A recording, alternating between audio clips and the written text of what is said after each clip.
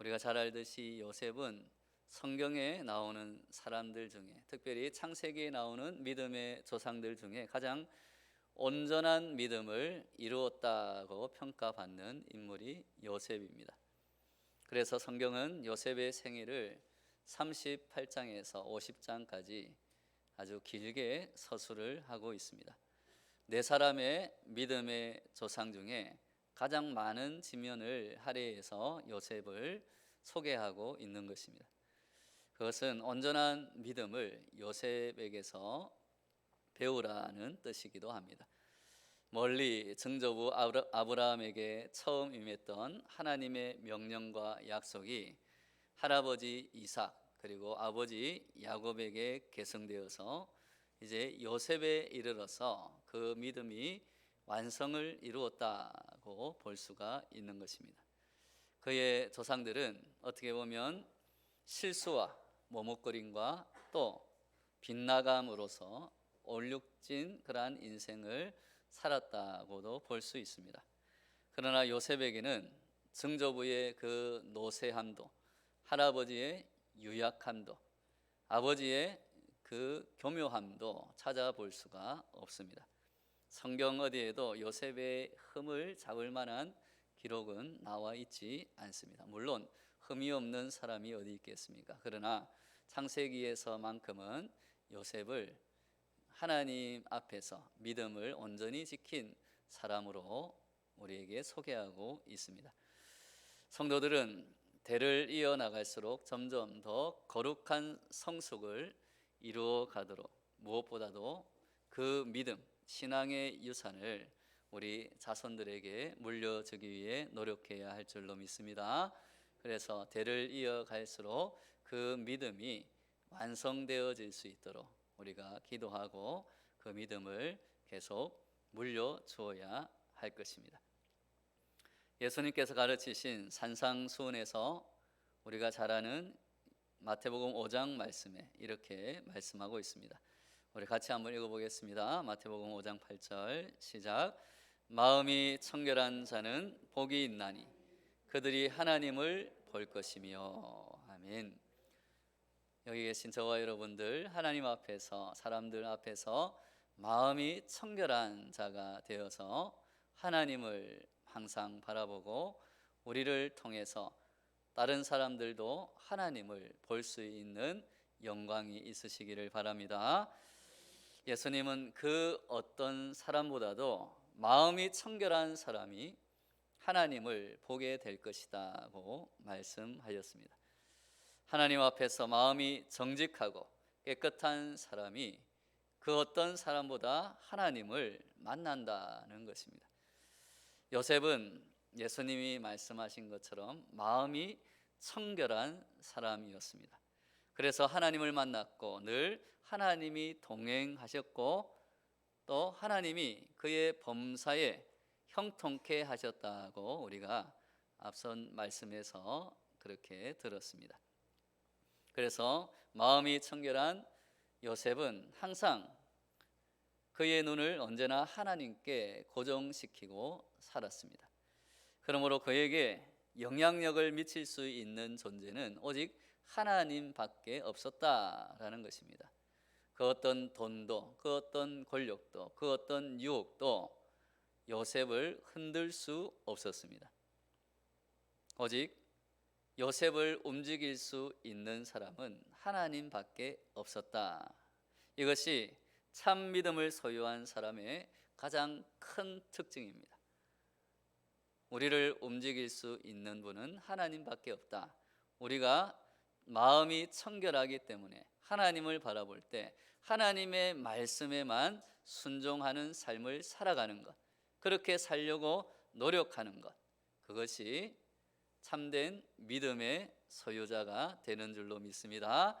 그러므로 우리 신앙의 성숙함의 그 정도를 따질 때 내가 하나님의 말씀을 얼마만큼 순종하고 있는가, 하나님의 말씀에 얼마만큼 내가 따라 살아가고 있는가, 그것이 중요하다라는 것입니다. 마음이 청결한 자, 하나님을 바라보는 자는 하나님의 말씀에만 움직이는 사람이다 라고 볼 수 있습니다. 믿음은 세상의 그 어떤 것보다 가장 강력한 힘을 가졌다고 성경은 우리에게 말하고 있습니다. 돈과 권력도, 세상의 그 어떤 것도 우리가 가진 그 믿음을 이길 수 없다. 예수 그리스도를 향한 믿음, 하나님을 바라보는 그 믿음, 하나님의 말씀에만 순종하는 그 믿음을 어떠한 권세도 이길 수가 없다라고 성경은 말하고 있습니다. 음부의 권세, 사탄의 권세도 믿음의 사람을 어찌하지 못한다고 말씀합니다.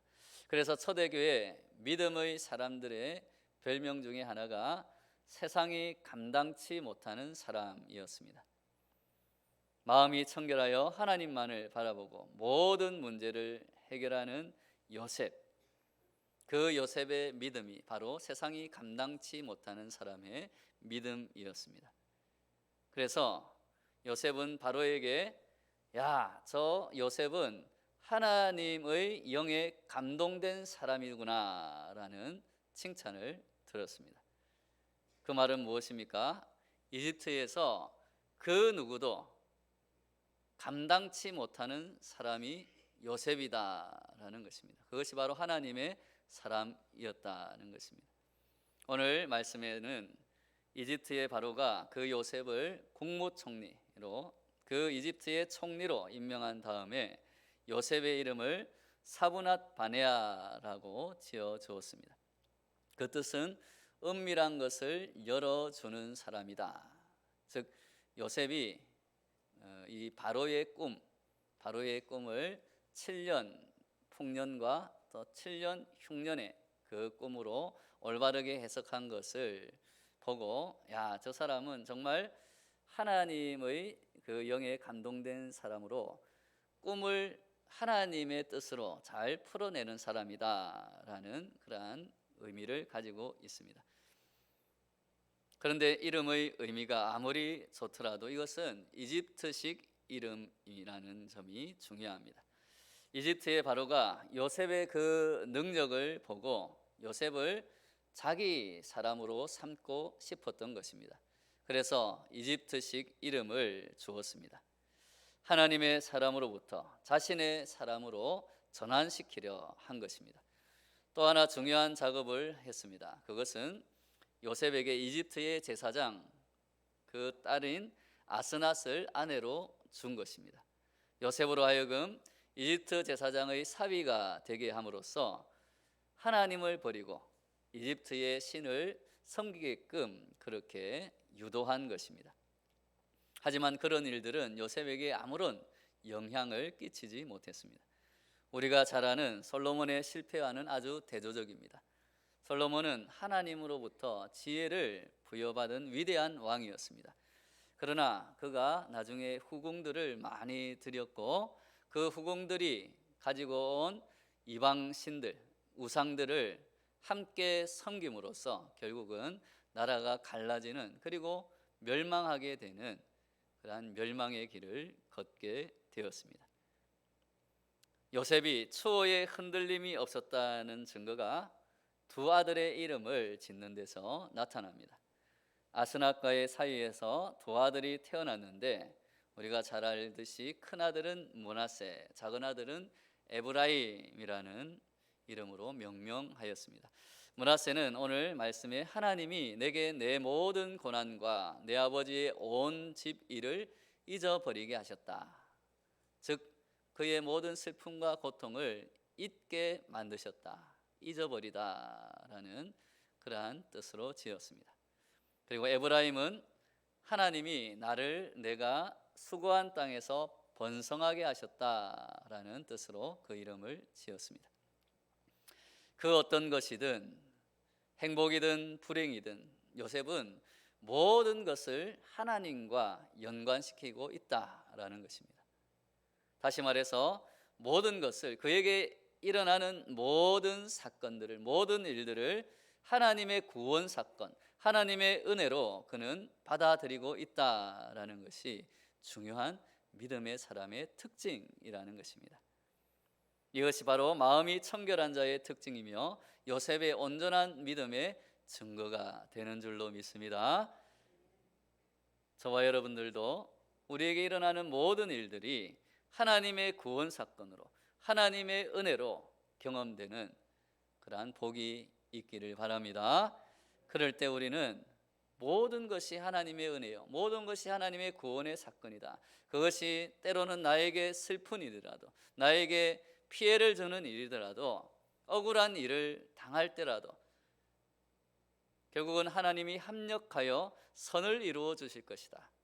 하나님의 공의와 하나님의 정의로 악한 자들을 심판하여 주실 것이다 라는 믿음이 있을 때, 그리고 결국은 하나님 나라를 그 모든 일들을 통하여서 이루어 주실 것이다 라는 그 믿음이 있을 때 우리는 항상 기뻐하고 쉬지 말고 기도하고 범사에 감사하는 믿음의 사람들이 되는 줄로 믿습니다. 오늘 요셉을 통하여서 그러한 온전한 믿음을 세워가는 저와 여러분 되시기를 예수님의 이름으로 축원합니다.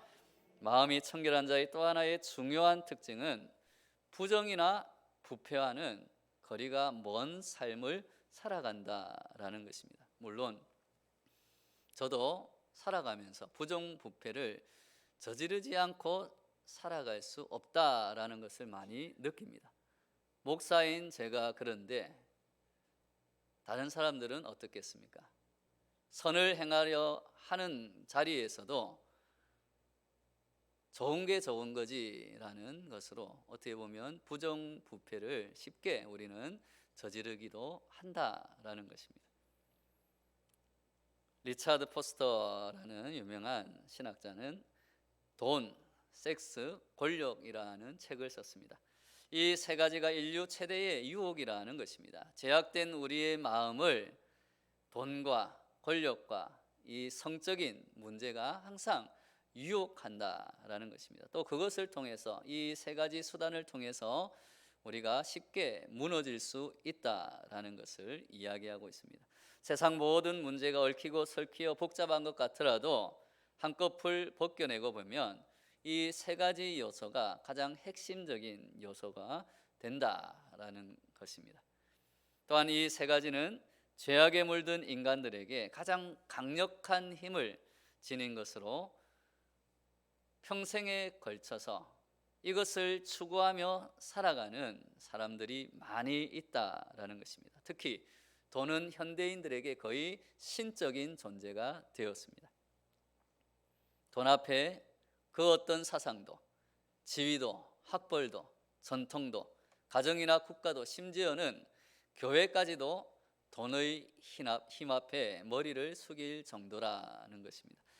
예수님께서도 그 돈의 힘을 알고 계시었습니다. 그래서 우리에게 말씀하십니다. 마태복음 6장 24절 말씀 같이 한번 읽어보겠습니다. 시작. 한 사람이 두 주인을 섬기지 못할 것이니 혹 이를 미워하고 저를 사랑하거나 혹 이를 중히 여기고 저를 경히 여김이라. 너희가 하나님과 재물을 겸하여 섬기지 못하느니라. 여기서 섬긴다라는 말은 경배한다, 예배한다라는 말입니다. 사람들이 돈을 신적인 존재로 경배하고 예배하고 따를 수 있다라는 것입니다. 실제로 우리의 삶 가운데 그런 모습이 나타나지 않습니까? 이 돈이 우리를 파괴시킬 수 있는 것은 우리 속에 있는 탐욕, 그 욕심과 직통으로 연결되어 있기 때문입니다. 우리 안에 숨겨진 탐욕과 돈이 결탁하는 순간 사탄은 우리에게 끊임없이 더 가져라, 더 많이 가져야 된다, 그렇게 우리를 부추깁니다. 그럼 어떻습니까? 더 많이 가지기 위해서 부정부패를 저지르기도 하고 또 더 많이 가지기 위해서 남의 것을 빼앗아 가기도 한다라는 것입니다. 더 많은 돈과 권력을 쌓기 위해서, 얻기 위해서 다른 사람을 짓밟고 다른 사람에게 피해를 주는 것도 그렇게 양심의 가책을 느끼지 않고 죄라고 생각하지 않고 더 많이 가지는 것이 행복한 것이다 라는 그 체면에, 그 유혹에 빠져서 그렇게 살아가는, 결국은 없어질 것들을 쌓느라 살아있는 것들을 죽이는 그런 어리석은 사람이 되어갈 수 있다라는 것입니다. 그래서 보통 사람들은 돈, 머니를 위하여 일한다고 이야기합니다. 훌륭한 사람은 미닝, 의미를 위하여 일을 한다고 합니다. 그런데 가장 훌륭한 사람은 미션, 사명을 위해서 일하는 사람이다라고 그렇게 이야기를 하곤 합니다. 요셉은 마음이 청결한 사람이었습니다. 그래서 그는 하나님을 만나고 하나님께서 주신 그 사명을 위해서, 하나님이 주신 말씀, 약속의 그 말씀, 하나님이 주신 꿈을 이루기 위해서 살았던 사람입니다. 그런 사람은 하나님의 사명, 하나님의 꿈이 있기 때문에 시시한 것들에, 없어질 것들에, 사라질 것들에 연연하지 않게 되는 것입니다. 자신에게 부여된 모든 것을 하나님의 사명을 위해서, 하나님이 주신 꿈을 이루기 위해서, 하나님의 말씀을, 그 약속을 이루기 위해서 사용한 사람이 바로 요셉입니다. 그래서 요셉은 마음이 청결한 자요 온전한 믿음을 이룬 사람이다라고 볼 수 있는 것입니다. 그런 사람은 자신의 탐욕을 채우기 위해서 남의 것을 빼앗는 것이 아니라 사명을 위해서 자신의 것을 내어주는 사람입니다. 우리 예수님은 어떠셨습니까? 우리들의 구원을 위해서 자신의 목숨까지도 내어주셨습니다. 그래서 예수님과 요셉은 부정부패와는 아무런 관계도 없는 삶을 살았다는 것입니다. 요셉에게는 이집트에서 총리라는 절대 권력, 그리고 총리에 걸맞는 부귀영화가 주어졌습니다. 이집트의 바로가 말합니다. 나는 바로라, 애굽 온 땅에서 내 허락 없이는 수족을 놀릴 자가 없으리라. 대단하지 않습니까? 요셉의 허락이 없이는 그 손과 발을 놀릴 사람, 움직일 사람이 없다라는 것입니다. 모든 사람이 요셉의 명령에 다 순종해야 한다라는 뜻입니다. 그러나 요셉은 자신에게 주어진 이러한 막강한 절대 권력을 자신의 유익을 챙기기 위해서 사용하지 않았습니다. 요셉은 자신에게 주어진 권력과 부귀영화를 철저하게 사람을 살리는 일, 그 주변에 있는 모든 나라를 살리는 일에 사용했다라는 것이 우리가 요셉을 본받아야 할 점이다라는 것입니다. 훌륭한 지도자에게 요구되는 세 가지의 능력을 철저한 준비, 조직 장악력, 위기 관리 능력, 이렇게 세 가지로 보기도 합니다. 요셉은 그 세 가지 모두를 하나님이 주신 지혜로 갖추게 되었습니다. 7년 동안의 풍년을 낭비하지 않고 앞으로 닥칠 그 흉년의 위기를 대비하기 위해서 철저하게 준비했습니다. 그래서 많은 생명을 결국 살릴 수 있었고, 그 결과 그의 권력은 더욱 강화되고 커졌습니다. 그 강화된 권력을 가지고 요셉은 더욱더 많은 사람들에게 유익을 주고 생명을 살리는 일에 사용하였다라는 것입니다. 이처럼 돈과 권력은 인간이 사용할 수 있는 가장 강력한 도구입니다. 그러므로 요셉처럼 선하게 잘 사용하면 하나님의 사명을 수행하는 데 아주 요긴하게 이용할 수 있는 아주 좋은 도구와 수단이 될 수도 있습니다. 사랑하는 여러분, 열심히 일해서 번 돈과 얻은 권력이 있다면 요셉처럼 하나님의 일을 많이 하는, 그래서 생명을 많이 살릴 수 있는 복된 사람, 믿음의 사람이 되시기를 바랍니다. 우리는 절대로 주어진 권력으로 자기 힘을 과시하거나 자기를 뽐내거나 자기를 치부하는 데만 사용해서는 안 된다는 것입니다. 권력은, 또 하나님이 주신 물질은 남을 도와주고 그리고 남을 살리는 데 써야 그 가치가 빛나게 되는 것입니다. 권력이 크면 클수록 더 많은 생명을 구할 수 있고 더 많은 일을 할 수 있기 때문입니다. 하나님께서 천지를 창조하시고 우리 인간들에게 모든 만물을 다스려라고 하셨습니다. 생육하고 번성하라고 하셨습니다. 그 말씀은 무엇입니까? 하나님이 우리에게 주신 권한으로, 하나님이 우리에게 주신 그 생명으로 모든 생명을 잘 보존하고 하나님의 말씀대로 그 생명을 잘 가꾸고 살리라는 명령입니다. 하나님의 말씀대로 자신과 또 사람들을, 또 세상을 잘 다스리고 살릴 수 있는 요셉과 같은 마음이 청결한 사람, 온전한 믿음의 사람, 하나님의 참된 청지기가 되시기를 예수님의 이름으로 축원합니다. 예수님께서 마지막 기도를 드리며 이런 말씀을 하셨습니다. 요한복음 17장 4절 5절 같이 읽겠습니다. 시작. 아버지께서 내게 하라고 주신 일을 내가 이루어 아버지를 이 세상에서 영화롭게 하였사오니 아버지여, 창세전에 내가 아버지와 함께 가졌던 영화로서 지금도 아버지와 함께 나를 영화롭게 하옵소서. 아멘. 요셉은 자신에게 주어진 권력과 기회와 힘을 철저히 하나님의 청지기로서 생명을 살리는 일에, 그래서 하나님의 영광을 드러내는 일에, 하나님의 사명을 완수하는 일에 사용했다는 것입니다. 그래서 하나님을 이 세상에서 가장 영화롭게 드러내는 사람이 되었습니다. 최고의 영광을 하나님께 바치는 삶을 살아간 것입니다. 그래서 요셉과 함께 하셨던 하나님께서 그를 결국 영화롭게 만드셨습니다.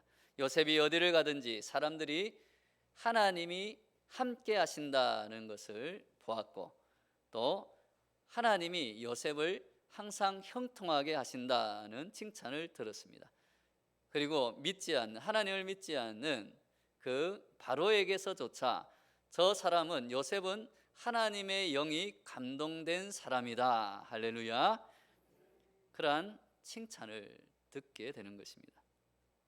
요셉과 같이 위대한, 정직한, 마음이 청결한 사람들의 생명을 살리는 하나님의 지도자를 기다리는 시대입니다. 저와 여러분, 그리고 우리들의 자녀들이 요셉과 같은 생명의 지도자가 되시기를 예수님의 이름으로 축원합니다.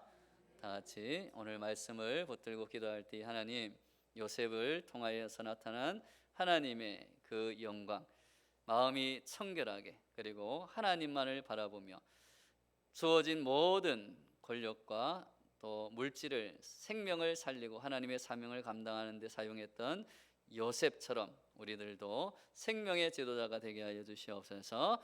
우리 주여 한번 외치고 기도하며 나아가겠습니다. 주여.